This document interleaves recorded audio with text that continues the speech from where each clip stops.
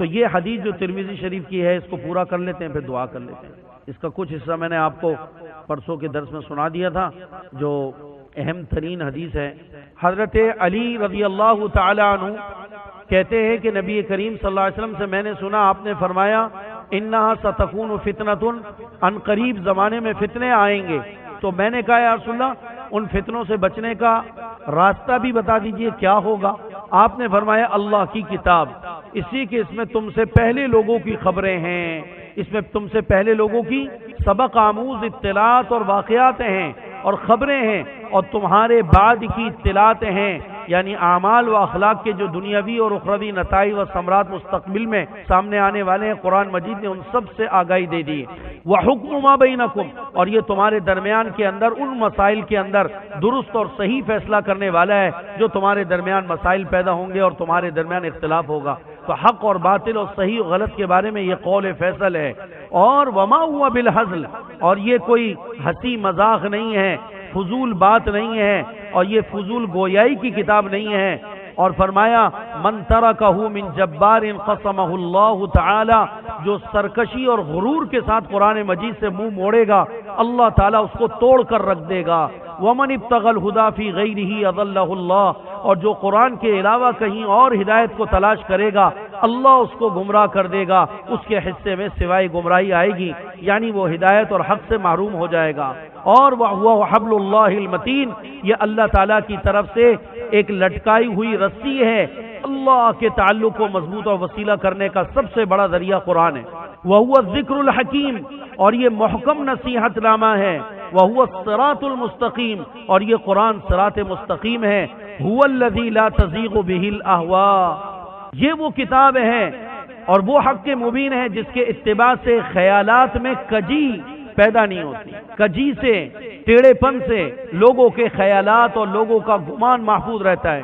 وَلَا تَلْتَبِسُ بِهِ الْسِنَا، اور زبانیں جو ہیں اس کو گڑبڑ نہیں کر سکتی، زبانوں کے ذریعے سے قرآن مجید کو گڑبڑ نہیں کیا جا سکتا، جیسا کہ پہلے زمانے کی کتابوں میں، سابقہ امتوں کی کتابوں کے اندر زبانوں کے ذریعے سے اللہ کی کتابوں میں تحریف ہو گئی۔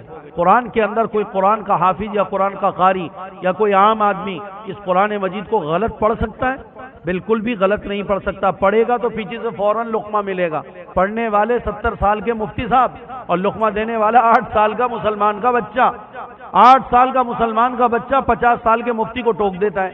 یہ جرت ہے کہ نہیں ہے؟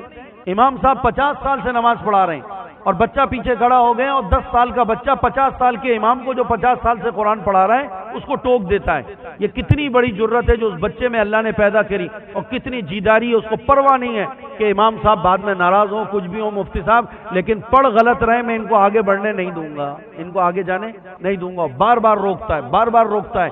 یہ اللہ تعالیٰ نے دکھایا کہ قرآن زبان کے ذریعے سے اس کے اندر کوئی گڑبڑ پیدا نہیں کر سکتا، جیسے پہلے زمانے کی کے اندر یہ کتابوں کے اندر گڑبڑ ہو گئی تھی، تحریف ہو گئی تھی، اور محرفین نے اس میں کچھ کا کچھ پڑھ کر اس میں تحریف کر دی تھی۔ اور اللہ تعالیٰ کہتے ہیں وَلَا يَشْبَعُ مِنْهُ الْعُلَمَاءُ، اور علماء کی شان یہ ہے کہ علم والے کبھی بھی قرآن مجید کے تعلق سے سیر نہیں ہوتے۔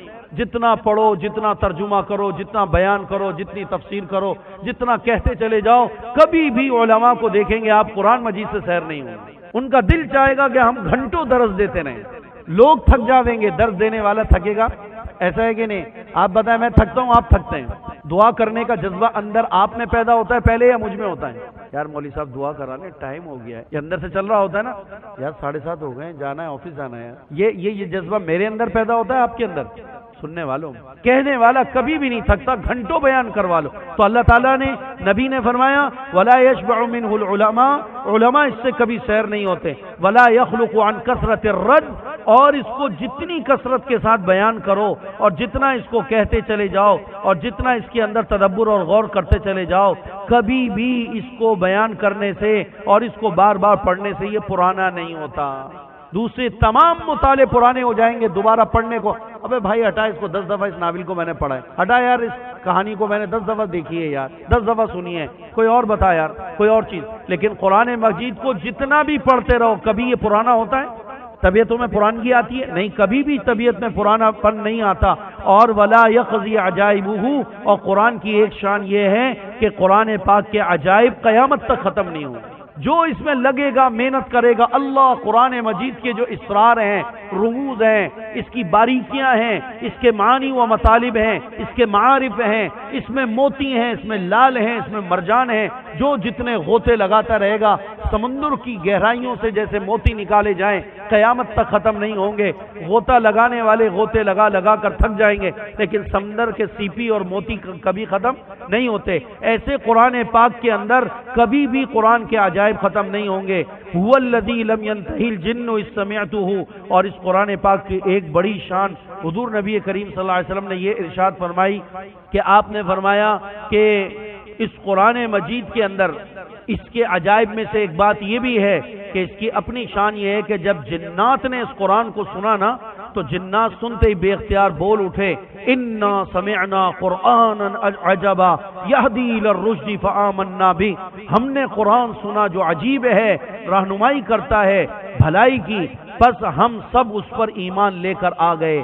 جس نے قرآن کے موافق بات کہی، جس نے قرآن کے من قال بہ صدقہ، جس نے قرآن کے مطابق بات کہی اس نے سچ کہا، اور جس نے قرآن کے مطابق عمل بنایا اس کو اجر دیا جائے گا، اور جو قرآن کے مطابق فیصلہ کرے گا اس نے انصاف کیا، اور جس نے قرآن کی طرف لوگوں کو بلایا اس نے ہدایت اور صراط مستقیم کی طرف بلایا۔ جو قرآن کا داعی ہوگا وہ لوگوں کو صراط مستقیم کی دعوت دینے والا ہے۔ یہ ساری کی ساری باتیں ایک حدیث کے اندر ترمذی شریف کی روایت ہے جو میں نے آپ کو سنا دی ہے۔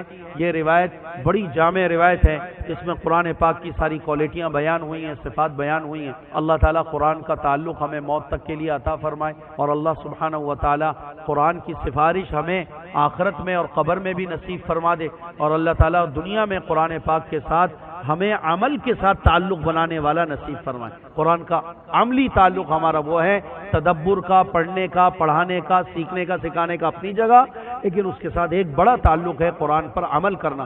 اللہ پاک وہ ہمیں نصیب فرما دے۔